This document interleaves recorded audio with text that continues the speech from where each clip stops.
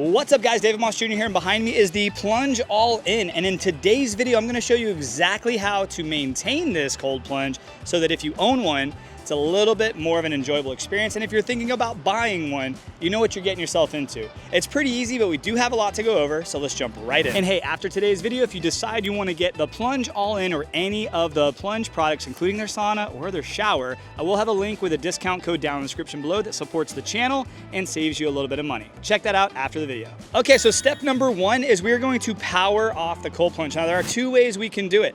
If you look at the plunge, there's the slanted side and then there's the side that has all of the components on it. On the back side here, depending on how you have it set up, there's gonna be a display.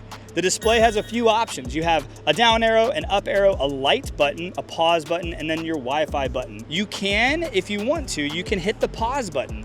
The pause button will give you 15-minute delays. Basically, all the power will shut off for 15 minutes, and you can hit that up to 60 minutes, which you can definitely do. It's a great feature if you're somebody who likes to do what they call snorkel, which is where you go fully underwater with a snorkel, and you get under the water head and all for minutes at a time. People are crazy. I'm not that crazy, but you can do it. Cool feature. It's also a great feature for when it comes time to change out your filter. Now today we're doing a full maintenance. So I've drained this entire cold plunge.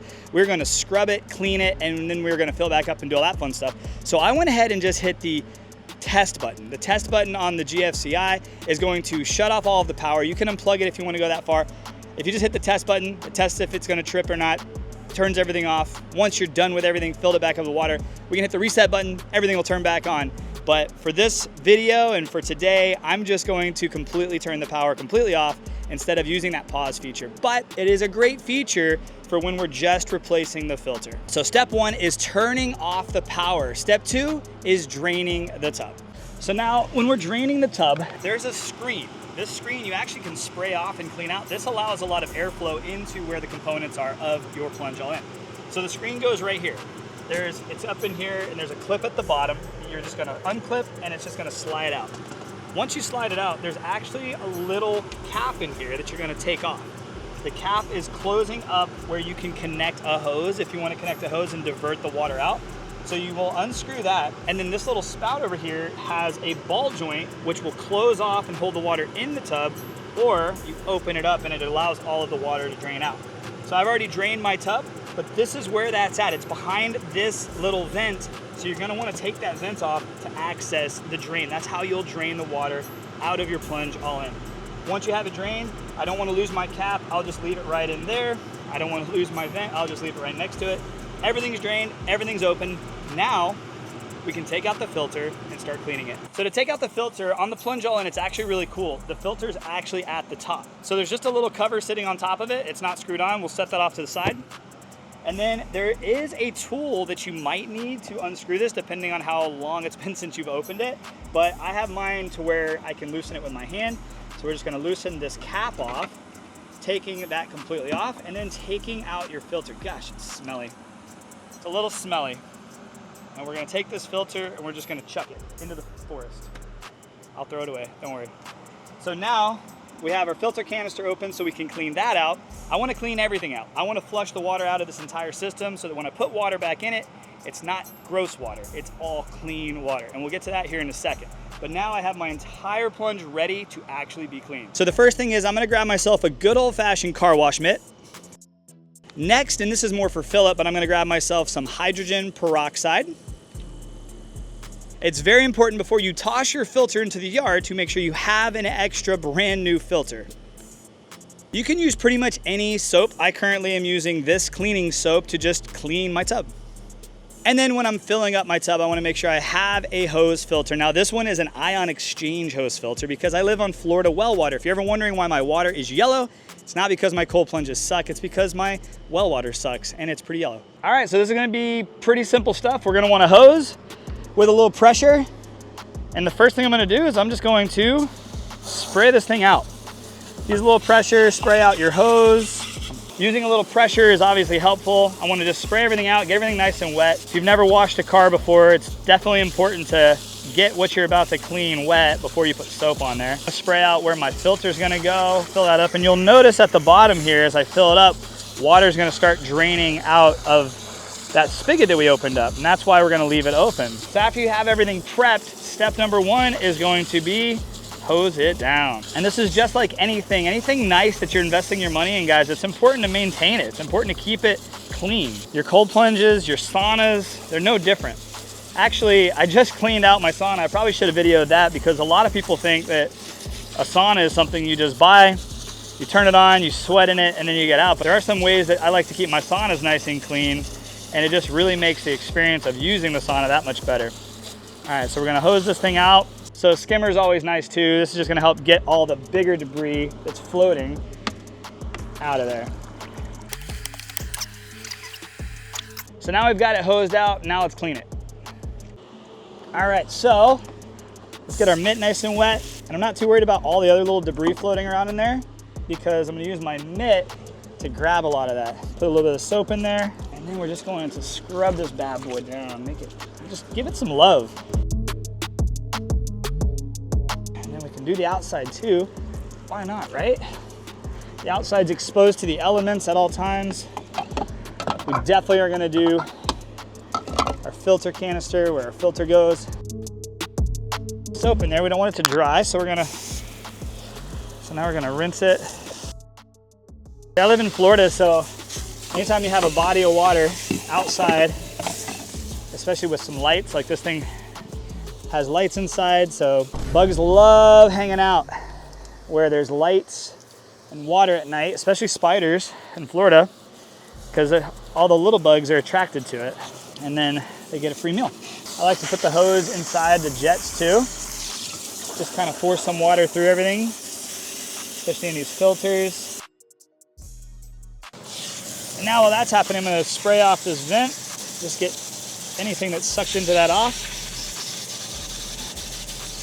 Kind of think of it as like an air filter for your house. Do one more little scrub down inside. This is more to just grab all the stuff that's still in there and pull it out. All right, so to my friends out there watching who are not content creators, you probably don't know what this is like, but I just realized when I was uploading all the footage of this that about halfway through my mic decided to turn off. So there was absolutely no audio walking through like the second half after cleaning this thing out.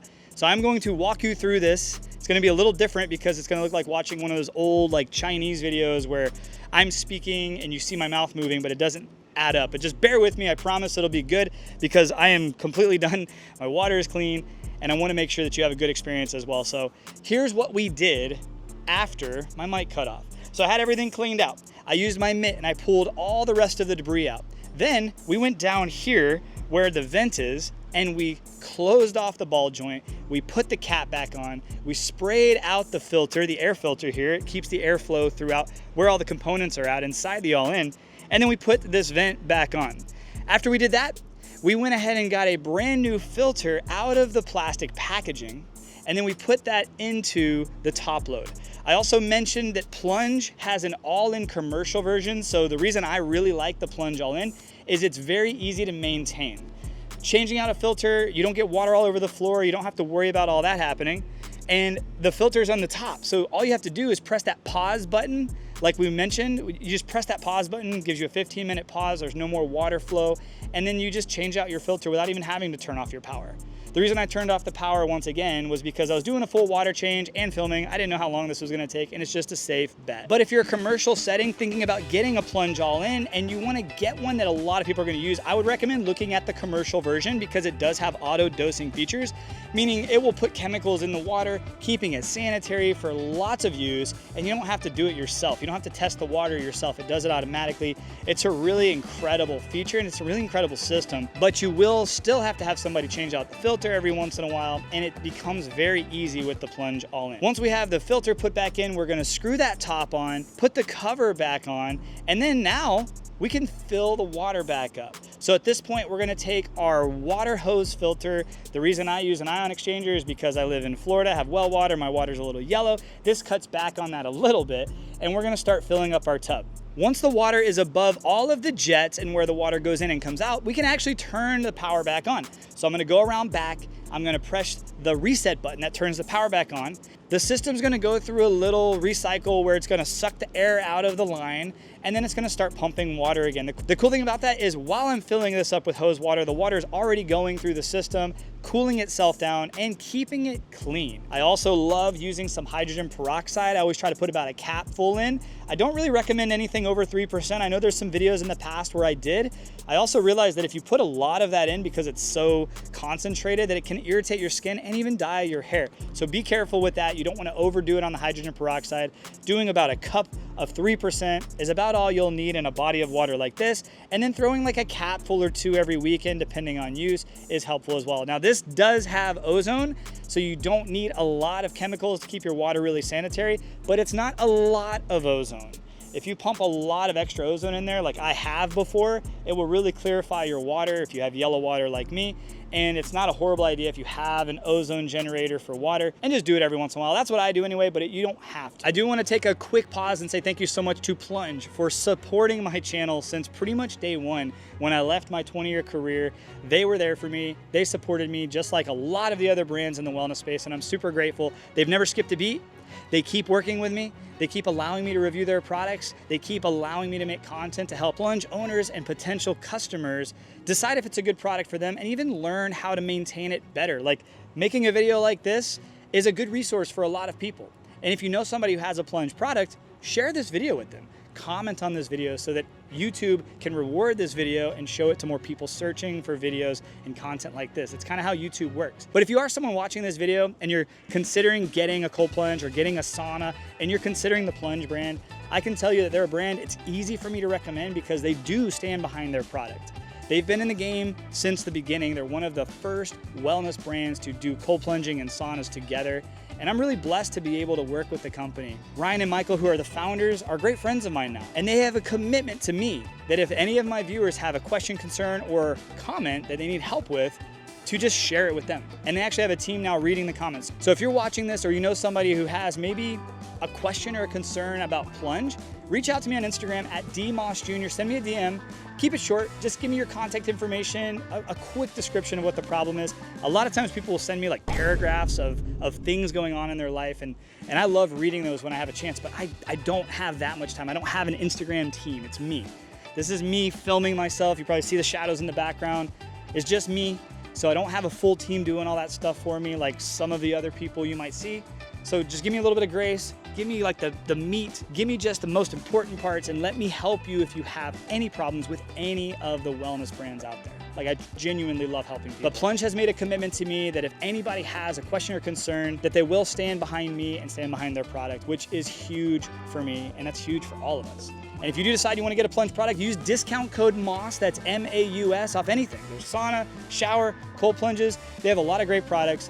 Definitely recommend you check those out and use discount code MAUS for the maximum savings, and also it supports the channel. One last thing that a lot of people tend to neglect is cleaning out the actual lid. So the underside of the lid, because it's closing this off, it's holding in that moisture, there's a lot of humidity happening in there. Depending on how often you're using it, there can actually be a little bit of mildew and mold growth on the bottom of your lids. So make sure while you're cleaning this out, don't neglect the bottom of your lid. Use that mitt, scrub down the bottom of your lid, spray that soap off.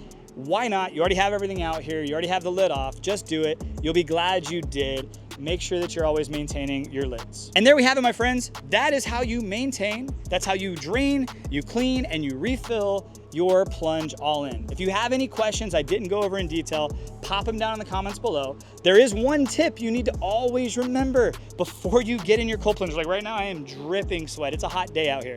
Before you get in your cold plunge, rinse off in the shower. If you've been out sweating and you have deodorant and you have grass on your feet or you have sunscreen on your skin, rinse it off before you get in your cold plunge. This is a small body of water and it does have great filtration, does have ozone. You are putting hydrogen peroxide in there. It's great. But the cleaner you are when you get into your cold plunge, the cleaner your cold plunge will remain.